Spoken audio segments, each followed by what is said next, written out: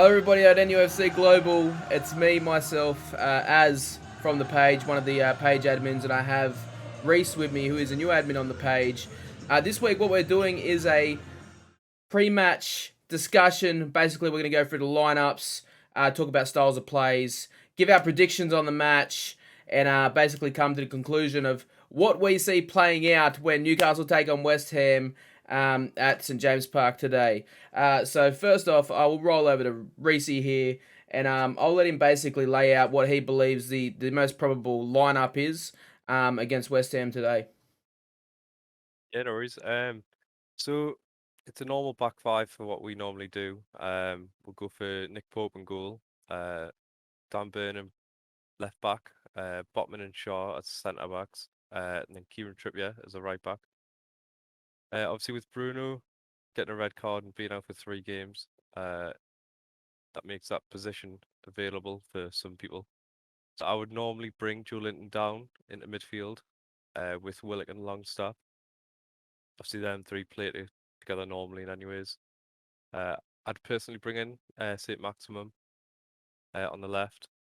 Obviously, I'd like to see Isaac start, but it's going to be Wilson because obviously Isaac's had a head injury, and then we've got Almiron on the right. That's kind of what I would do. Just depends on what Yeah, how do does. you see Anthony Gordon making an appearance today? Do you believe that we'll see him? I think there's a cameo, maybe 60th, 70th minute. Yeah, probably about a Um, 60th, 70th minute. But I did see something today, funnily enough. Apparently, Anthony Gordon had a driving ban, and he was pictured yeah, I've driving, seen and it's that. come out in the tabloids saying that if he gets done for this, the penalty is potential prison time. So obviously, we'd be hoping we haven't spent £45 million just to get a player who's going to be in that sort of situation. But definitely would love to see him get on. Yeah, as you said, cameo about 60th, 70th minute mark. See if Yeah, Anthony Gordon can get out there on the pitch and make a difference. Myself, I completely agree with that team. The only positions I would probably look at maybe differently would be something. I mean, I do like Joe Linton in the middle of the park. Obviously, with Bruno out, that's probably the best middle three with Joe Linton, Longstaff, and Willock. yeah, Maximin, Wilson, Almiron probably being the most likely starting up top. Um, I mean, apart from switching Anthony Gordon out for one of those, you don't want to throw him in the the hot pot of the cauldron too quickly and burn him. But I guess Maxi being a bit of a safer choice, and obviously Big Joe returning to the central midfield, which is where I'd like him to play. So I think that's mint. And then obviously the only players we are without is probably Bruno, apart from maybe a couple of injuries here and there, and obviously Isaac still returning, and Eddie House sort of having that dilemma of who does he play, Wilson or Isaac. Personally, I'd be playing Isaac. I don't know about you. yeah. Yeah, I like Isaac. Like he'd be my number one choice. Obviously, Wilson hasn't really done anything in what, nearly 10 games now. Um, in my opinion. Um, it's weird because obviously you can put Isaac out on the wing. Well, I believe you can. Um, him and Saint Maximum are pretty par with each other. In terms of skills and stuff, I would say. Obviously, Saint Maximum's a bit more flary, isn't Yeah, yeah, he's definitely got a lot more flair. I feel like he? Yeah, like you could put Isaac out on that left flank. Definitely could. I just feel like he'd be more effective in the yeah, center. Obviously, more effective in the center. And the question is, what's going to be a more effective front three? Isaac left, Wilson in the center, or Maxi left, Isaac in the center, or do you even cut out Maxi and Wilson, bring someone into midfield, and throw Big Joe up left, and then throw Isaac in the center? It's I believe it's yeah, probably the safest bet with the Joe in the midfield, Saint Maxi and Wilson. I feel like it's the yeah, safest bet, especially for Eddie at this point. And No, no, I think you got to take into consideration he's probably trying not to rush Isaac back as well too heavily because he's probably a bit fearful with his niggly injuries that he's gonna cop another one, Yeah, that wouldn't be good. Back for 6 weeks and then not have him again for another couple of months. especially when we spent Um, stupendous amounts of money on a young striker that we want to be around for a long time. We don't want to burn him too early. yeah, I think 21. Yeah, yeah, he's definitely young. He's very very young. Yeah, And then obviously West Ham, the expected West Ham lineup that they're expecting for today consists of let me just quickly bring this up. So they're expecting Fabianski in goals, Aguerd, Ogbonna, Filo Kera, in the centre halves. Expecting to play 3-4-2-1. They're expecting the midfield to be packed out with Emerson out at left wing back, Ricey and Suchek in the holding midfield, Kufal out at right wing back, and then they're expecting the two wingers being Bowen and Paqueta, and Mikhail Antonio up front. Um, I don't know about you, but for me, it's definitely a solid squad for West Ham. It's definitely a solid lineup. Um, yeah, the one area that I would see probably there being some weakness and some that we could definitely try to expose is sort of the holes around those. It depends how deep they play, but if we can catch them on a counter attack, that I believe that we're going to find holes in behind Emerson, in behind Kufal if they push too far yeah, forward. And I think Ogbonna's great, but I feel like he's probably one that we're going to be able to maybe expose for pace if we catch someone on a break. Um, yeah. Especially with Maxi. yeah, Willock's got some good pace as well. To be fair, he's been doing quite well, like going out wide. Him and Joe Linton swapping every now he and then. always ends up on the left wing, doesn't he? Always ends up on the Yeah, left wing, Joe. it looks good on him. To be fair, Yeah. I think he just needs to. I don't know if Eddie Howe's working on it, but on crossing or just that little last bit, That final even if he that cuts it inside. Yeah, yeah, Yeah, it's that final that end product. He's so he's yeah, so he's so close at so many times. It's just a lot of the time with Joe that end product just lacks just that small amount. And yeah, when we first sort of seen him when he first dropped into the side and 6 goals in 6 games, absolutely flying. Um, he's still got it. It's just he finds himself in the right positions. It's just that end product always seems to be the issue, and it's something he needs to work on. But yeah, I definitely feel like yeah, definitely Maxi. That's sort of if they push up too high, I could definitely see us clocking them on the counter attack. But I don't think that this will be a game technically where West Ham's going to dominate. I imagine it's going to be a very back and forth game. yeah. I can agree on that. Their last five have been what was it? 2-0 win at Derby. Well, over Derby. 2-0 win over Everton. Got beat by Wolves 1-0. Won against Brentford 1-0. And then they drew 2-2 with Leeds. Yeah, Um, so they're a little bit hit and miss, but we've been hit and miss at the minute. Obviously, we've kept clean sheets, which is good. Um, yeah, they're sitting 16th currently. yeah. There's nothing in it, to be There's fair, is there? No, no, but West Ham's always sort of a wild card of a team. You don't know what to expect, and the thing is, they do have some firepower on that bench. I mean, they do have Skamaka on that bench, who's a target centre forward. He's a target man. You could throw him on at any point that you need a point in the game. They've got so many other players on the bench. Obviously, unfortunately for them, Maxwell Cornet, um, Kurt Zuma, Danny Ings are all sort of and including Skamaka, unfortunately for this game for them, thankfully for us. That they're sort of got wriggly injuries, so they won't be playing. Um, Yeah, they've got a good midfield. That's the only thing that worries me. Obviously, Ricey and Suchek, they can control a game. Um, yeah, and without Bruno in our midfield, that does scare me a little bit. But I do believe that Joe being back in that midfield will be cleaning up a lot of the mess that goes on because I imagine there's going to be a bit of mess going on with Willock Longstaff. As much as I love Longstaff, I feel like he's as a holding midfielder, he is good. I feel like he's a lot better going forward. So it'd be good to have Joe back there covering the mess up. I feel like it won't be as solid as when we have Bruno, but I feel like it'll be a make weight for him not playing, having Joe back there. Their front line doesn't necessarily scare me, if I'm being completely honest. Antonio, um, I'm not a big admirer of Antonio. If I'm completely honest, I'm really not. Um, Miss there, isn't he? he's such a hit and miss player. He always has been. I mean, he started at what, right back, and now he's a striker. I mean, you can't expect him to be a Yeah, Gareth Bale or some crazy thing like that where he goes from right back to striker and becomes the next world class striker. It's just not how it works. yeah.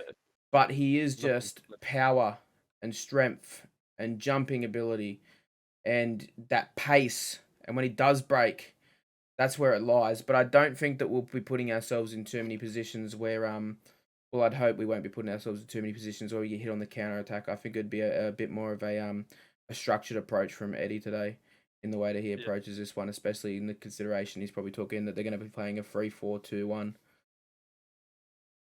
yeah. I mean, to be fair, like I don't think we get many crosses coming in. See, I don't think anything ever gets through to her.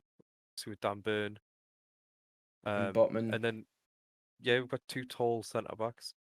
So to be fair, like there's not much that ever comes in.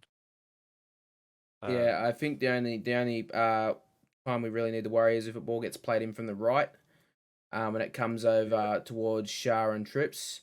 And if Shah misses it, that sort yeah, of leaves us a little bit exposed for some height. But generally, when the ball's on the left, Dan Burn usually pulls in and sort of covers almost as another central defender, which obviously helps us clean a lot of mess up when we get balls played into the box. But yeah, yeah, from there, I don't think there should be too many issues in that. I mean, we do have a solid players in terms of height now in our central defence. But yeah, my only concern would really be whether Rice and Suchek are really going to be able to control the midfield and whether they're going to be able to try to take the game to us. But I imagine regardless we'll be doing what we do and we'll be going for the game regardless. yeah. I definitely think 3 points is a must today. Like, Yeah, I uh, believe so too. I mean, at the moment, if we do want to push on, I mean, Champions League to even be talking about Champions League football for Newcastle at this point in time just seems to be ridiculous. But obviously, if we do it's want to a be nice pushing, problem. it's a nice problem to have. It really is. Yeah, But obviously, if we want to achieve that, we need to be consistent with results. And games like these are ones that you have to win. Um, look, if we do fall out of contention for the Champions League, I'm not going to be upset. I'll still be happy that it's been a phenomenal season. I would yeah, be stoked even if we got Europa League or even conference. And I mean, we're in the final of the in the final of the Carabao against United, so we yeah, should get minimum.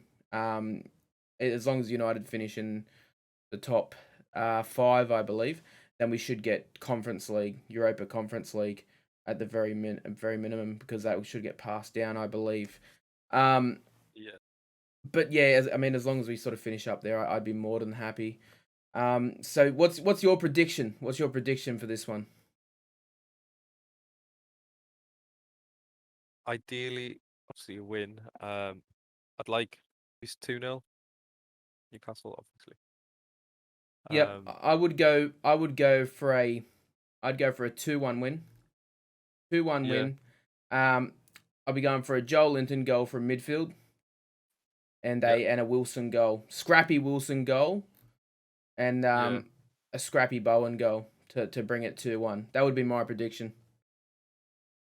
In terms of scorers, I'd probably say Wilson first goal, couple of minutes, like you say, scrappy. And then say maximum. Maxi. Do like look that, yeah, Yeah, we haven't seen Maxi do much in a while. He's been a little bit hit and miss himself. I mean, he has been come back from that injury. I would like to see him get some game time under his belt. And I would like to see him what's the word? Start playing the ball a bit more and stop holding on to it as much as he normally does. I mean, we know he's gifted with the ball and what he can do on the ball, but sometimes, the team pays the punishment for him trying to be, the next Ronaldinho when there's an easy pass available to him and he just holds onto it. We lose the ball. It drives me nuts. I love Maxi, but sometimes it just drives me nuts. I think he's just got so much flair. I think he doesn't even know what he's gonna do with it. Like, I think he gets to a certain point on the pitch and he's like, I don't know where to go from here. That's what I think. Yeah, or he runs himself into a hole. He'll beat one player, he'll beat Yeah, two players, and then he's held onto the ball for so long and he hasn't made enough progress that he's got four players closing him down. And then he's got to pull an yeah, absolute out of the box scoop turn to try and salvage the ball. Um, a player that definitely divides opinion, even amongst our fan base. He's definitely someone who divides opinion. I yeah, mean, everybody's got a soft spot and everybody does love him, but a lot of people definitely get annoyed by obviously by how much he's lost the ball. Before his injury, sort of like towards the back end of last season, how often he would actually lose the ball in transition.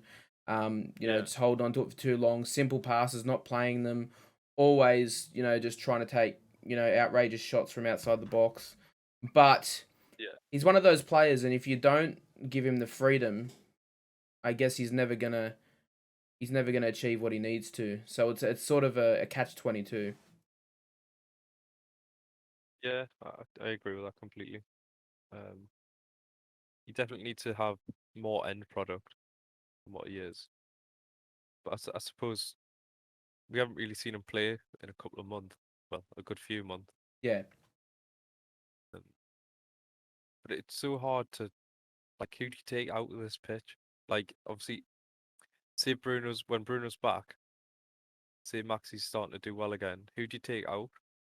Staff or Willock? Well, look, if we get if I mean if Bruno's back in there and Maxi's playing well, Willock's got to be the one who gets taken out in that point. I mean, after the way Sean Longstaff's been in the past couple of weeks, you can't take him out of that. You can't take him out of that squad.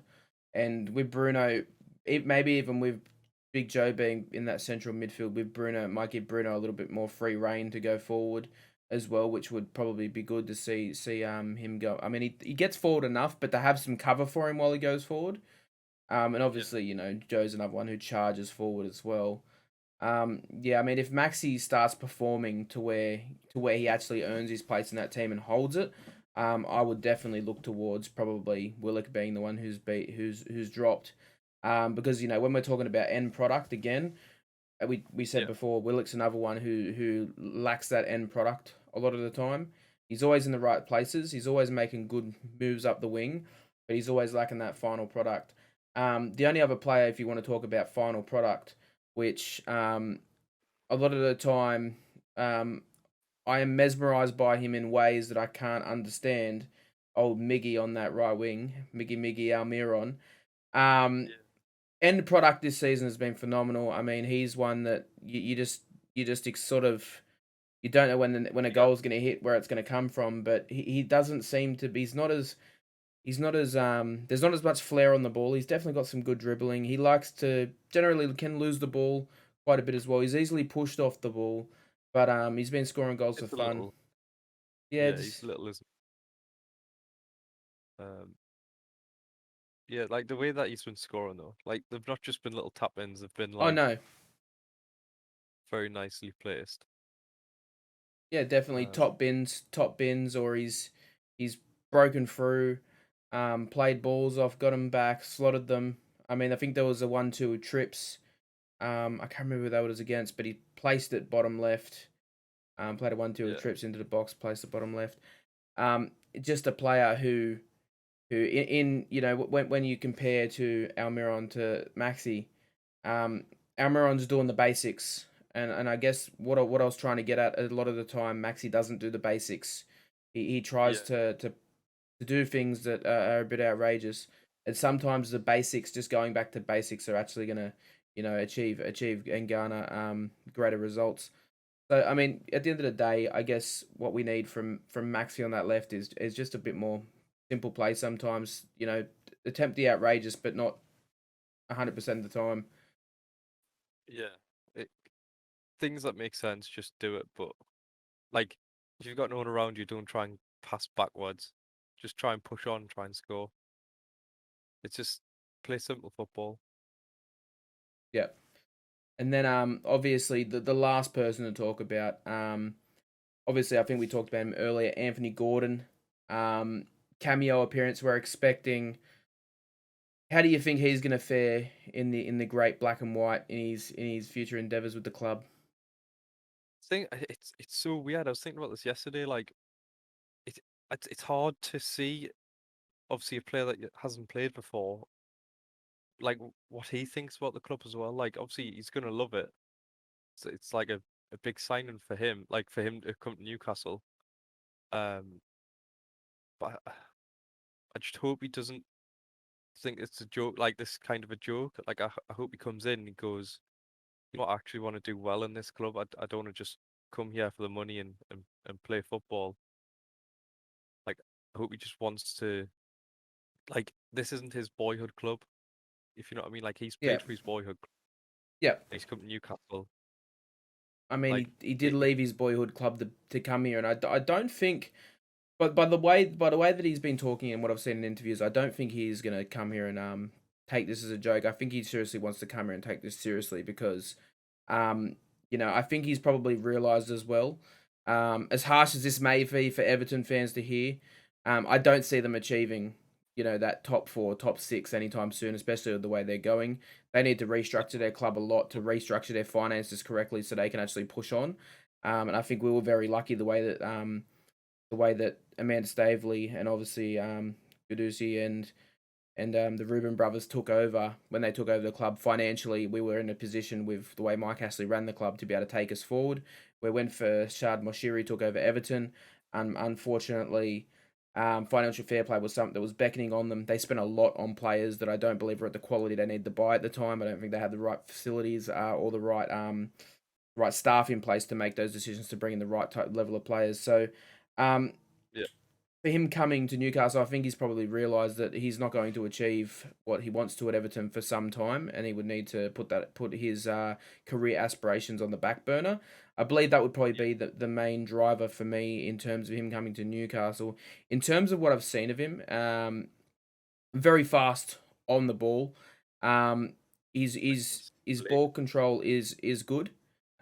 Could do with some improvement. His ball control, but the Yeah, way that he can turn on a ball and drag a ball forward and drive forward, can yeah, and beat a player. I can definitely see him under Eddie Howe, especially. That's one thing under Eddie Howe. Eddie could really make something of him. I mean, the way that Eddie has got Miggy firing, the way that Eddie has got Joe playing, the way that Eddie's got Sean playing, the way that Eddie's got Bruno in that midfield. He's got that back line. He's got Fabian Schär looking amazing. He's got Trips. The squad is the way that the squad has transformed since Eddie come in is yeah, phenomenal. And the work that I imagine he could do with Anthony Gordon, I really believe that he could take his game to the next level. yeah. To be fair, when we played Goodison Park last season, I really liked the look of him. Like when we played against them, he played really well. Like obviously Anthony Gordon, we're talking about. He played really well, and I do agree with you. Under Eddie Howe, I think he could be something really good. Yeah, definitely. I definitely believe so. But I think that's enough for us today, guys. Thank you to everybody who did come and watch this discussion. Let us know in the comments, guys, what you think today's outcome of today's match is going to be. It would be great to get your insight. Hopefully, it's a Toon win. Come on, you black and white. And thank you from everybody here at NUFC Global. Great to have you watching our content, guys. And we want to bring these types of videos to you in the coming future. So we appreciate all your support and come on, you mags.